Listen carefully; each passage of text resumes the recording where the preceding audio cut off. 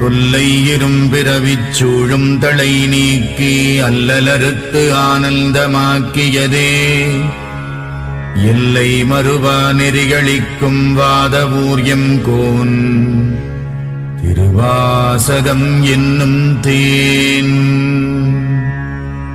நமச்சிவாய வாழ்க, நாதந்தாள் வாழ்க, இமைப்பொழுதும் என் நெஞ்சில் நீங்காதான் தாழ்வாழ்க. கோகழியாண்ட குருமணி தந்தாள் வாழ்க, ஆகமம் ஆகி நின்று அன்னிப்பான் தாழ்வாழ்க.